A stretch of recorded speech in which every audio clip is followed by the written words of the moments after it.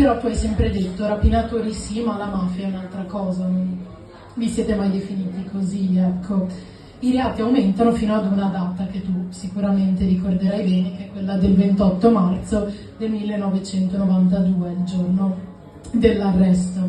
Ecco, abbiamo detto furti, rapine e anche omicidi, uno su tutti quello dei fratelli Rizzi, dopo questi 2 anni di latitanza, e poi l'arresto mentre eri a Milano. Arrivano i Ross di Venezia. Tra l'altro tu eri tornato dall'Uruguay dove eri latitante, eri sbarcato a Venezia confondendoti anche tra la folla, vestendoti in maschera perché erano i giorni del carnevale. Ecco, che ricordi hai di quel giorno, insomma, dell'arresto, e poi insomma parleremo anche degli anni di carcere, ecco.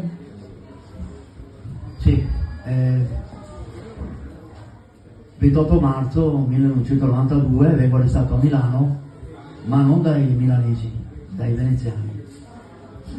Lì capisco che c'è un tradimento e la storia si ripete, no?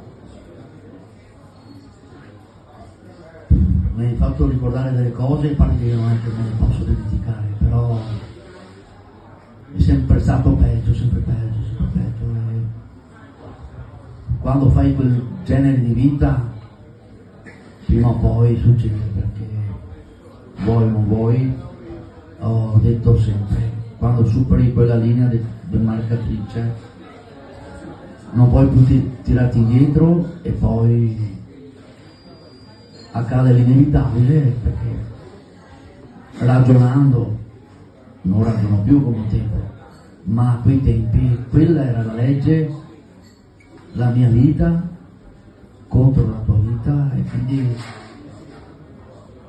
e quindi poi arriva appunto il momento più terribile, che mi viene partecipe appunto a questo episodio così tragico per tutti, per chi non c'è più, per chi è rimasto, per chi crede alle colpe che abbiamo. Però sai, ti ripeto, siamo travolti da questa vita. Questa legge era quella la legge della malavita, cioè i tribunali non c'erano, eravamo noi i giudici. È un brutto episodio che è successo,